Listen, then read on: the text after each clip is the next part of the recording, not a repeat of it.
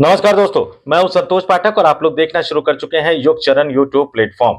दुनिया के सबसे ताकतवर लोकतांत्रिक देश अमेरिका और दुनिया के सबसे प्राचीन और सबसे विशाल लोकतांत्रिक देश भारत के बीच में व्यापार समझौता हुआ, ट्रेड डील हुआ। लेकिन इस ट्रेड डील ने, इस व्यापार समझौते ने भारत में राजनीतिक माहौल को गरमा दिया है और देश की सरकार यानी नरेंद्र मोदी सरकार और विपक्षी राजनीतिक दल एक दूसरे के सामने आ गए हैं। आखिर इस डील में ऐसा क्या है जिसने भारत की राजनीति को गरमा दिया है? और राष्ट्रीय स्वयंसेवक संघ और राष्ट्रीय स्वयंसेवक संघ से जुड़े संगठन आखिर इस डील को लेकर क्या बोल रहे हैं और क्या होने वाला है इस देश में आने वाले दिनों में? और कल जब संसद के दोनों सदनों की कार्रवाई सुबह 11 बजे फिर से शुरू होगी तो देश की संसद का माहौल कैसा होगा, इससे जुड़ी बड़ी खबर लेकर इस स्टोरी में मैं आपके सामने आया हूं। लेकिन शुरुआत एक अपील, एक आग्रह के साथ करना चाहूंगा। अगर आपने अभी तक इस YouTube मंच को सब्सक्राइब नहीं किया है तो आगे बढ़िए, योग चरण YouTube प्लेटफॉर्म को सब्सक्राइब कीजिए, हमारे वीडियो देखिए, वीडियो पसंद आए तो ही लाइक कीजिए, शेयर कीजिए, दो चार लोगों तक पहुंचा दीजिए। खुद भी हमारे इस योग चरण YouTube प्लेटफॉर्म को सब्सक्राइब कीजिए, अपने दोस्तों, अपने रिश्तेदारों से भी हमारे इस YouTube मंच को सब्सक्राइब करने की अपील कीजिए। अब आते हैं आज की बड़ी खबर पर, उस खबर पर जिसने इस देश की राजनीति को हिलाकर रख दिया है। दोस्तों, भारत और अमेरिका के बीच में समझौता। परसों रात को अमेरिका की तरफ से यह खबर आई। कल दिन भर भारत में राजनीतिक सरगर्मी तेज रही। जैसे ही इस डील से जुड़े तमाम तथ्य निकलकर सामने आए और इसके साथ ही क्योंकि जो ज्वाइंट स्टेटमेंट जो जारी किया गया था, United states India joint statement, उसके साथ ही एक एग्जीक्यूटिव ऑर्डर की डिटेल भी सामने आई और उसने भारत की राजनीति के माहौल को गरमा दिया और केंद्र की नरेंद्र मोदी सरकार पर विपक्षी राजनीतिक दल भारत की संप्रभुता को गिरवी रखने का आरोप लगाते हुए नजर आए। सीधे सीधे विपक्षी राजनीतिक दल, खास तौर से जो मुख्य विपक्षी पार्टी कांग्रेस है, उन्होंने कहा, आरोप लगाया कि देश के प्रधानमंत्री नरेंद्र मोदी ने अपने करीबी मित्र अरबपति कारोबारी धन्ना सेठ गौतम अडानी को बचाने के लिए और एपस्टीन फाइल्स के दुष्परिणामों से बचने के लिए एक तरह से अमेरिका के आगे सरेंडर कर दिया। अब राजनीति अपनी जगह है, लेकिन इस स्टोरी में मैं आपके सामने सिर्फ तथ्यों को रखूंगा, उसके बाद फैसला आप खुद कर लीजिएगा कि आखिर सच क्या है, गलत क्या है, कौन सही है, कौन गलत है। सबसे बड़ी बात कि ये अंतरिम व्यापार समझौता है, अंतिम नहीं है, अंतरिम है।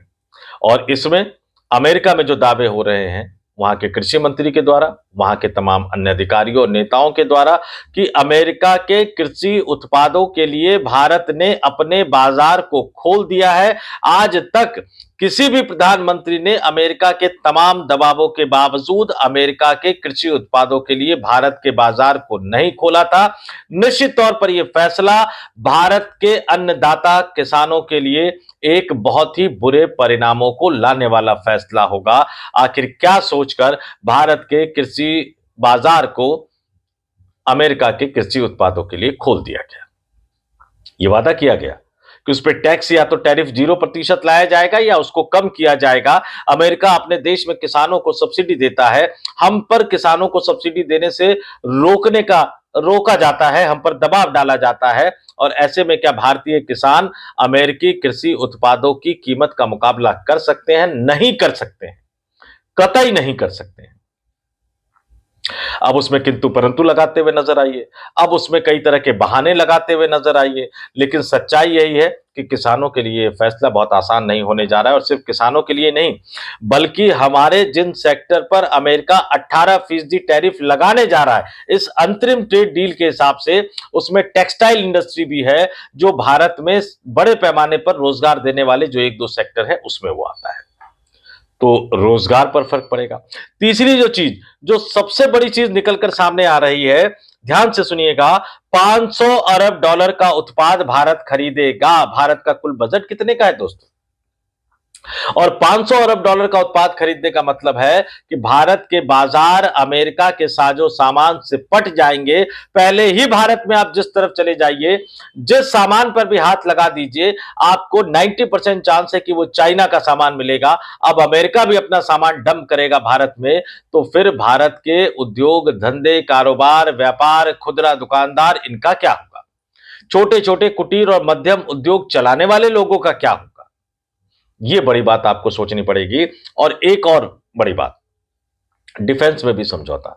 ये जो 500 अरब डॉलर का जो समझौता है खरीद का, उसमें डिफेंस का भी है। और ये कहा गया कि अगले 10 वर्षों तक रक्षा सहयोग का विस्तार करने के लिए वाशिंगटन के साथ एक फ्रेमवर्क में काम करने के लिए भारत और अमेरिका दोनों सहमत हो गए।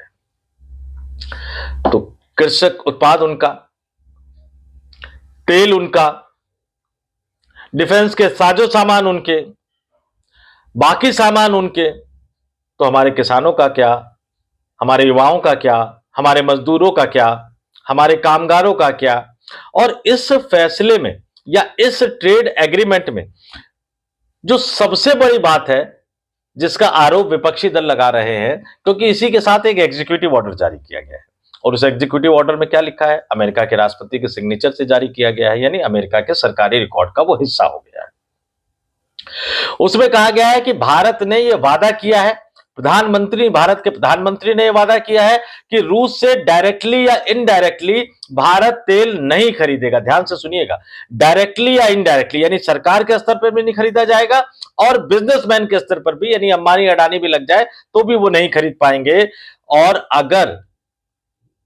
अगर आने वाले दिनों में ऐसा लगा कि भारत रूस से डायरेक्टली या इनडायरेक्टली तेल खरीद रहा है, तो ये जो पेनल्टी टैरिफ 25% का लगाया गया था, जिसको हटा दिया गया है, वो फिर से लगा दिया जाएगा। और अमेरिका के राष्ट्रपति ने कहा है, उस एग्जीक्यूटिव ऑर्डर के जरिए मंत्रियों को जिम्मेदारी दी है कि भारत पर वो निगरानी रखे। इस देश के इतिहास में ये पहली बार हुआ होगा कि कोई दुनिया का कोई देश भारत के बारे में कह रहा है कि हम निगरानी रखेंगे, और भारत ने अगर इससे ये खरीदा तो हम उस पर दोबारा से पेनल्टी ठोक देंगे।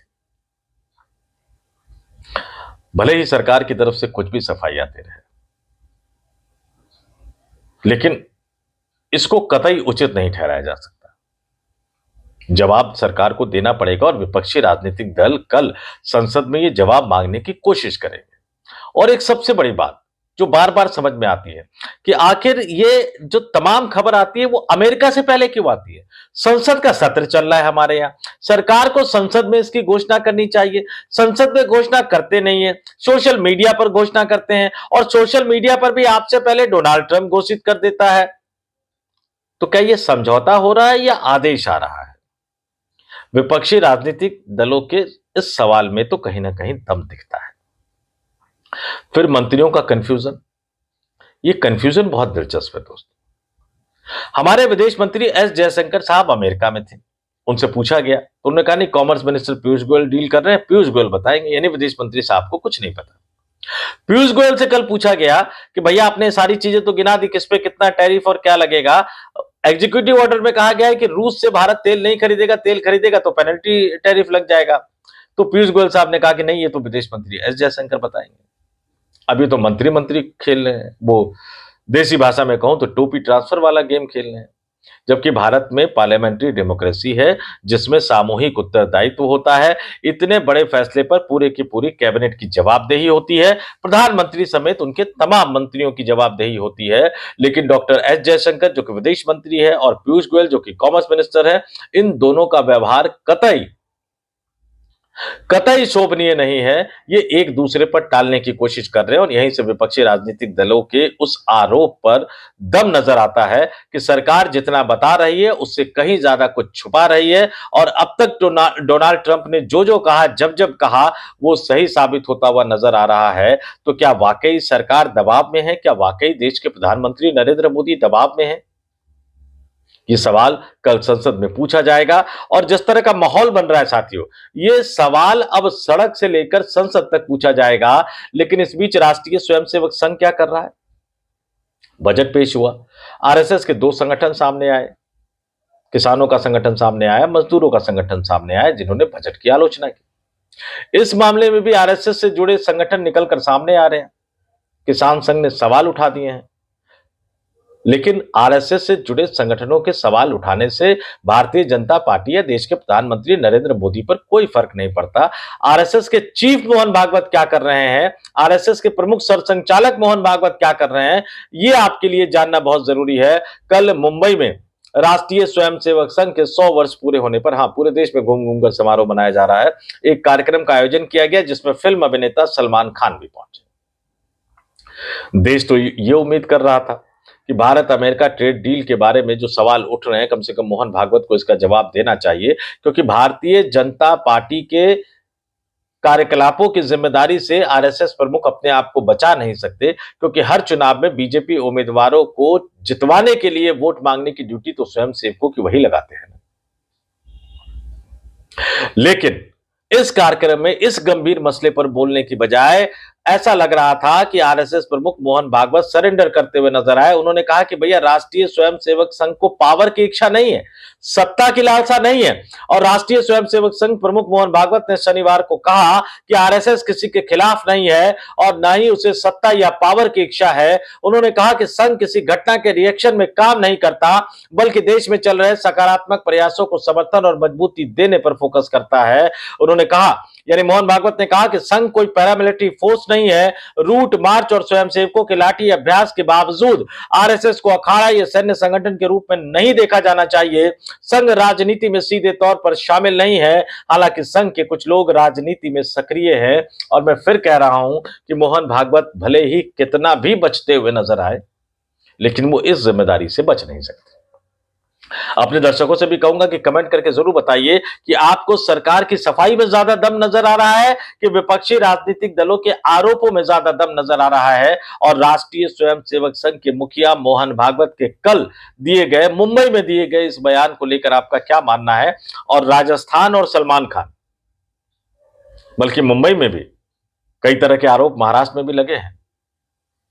सलमान खान जैसे अभिनेता को आरएसएस अपने कार्यक्रम में बुलाता है, सम्मान के साथ बुलाता है। इस पर भी अगर आप कोई प्रतिक्रिया देना चाहे तो कमेंट बॉक्स में टिप्पणी करके जरूर बताइएगा।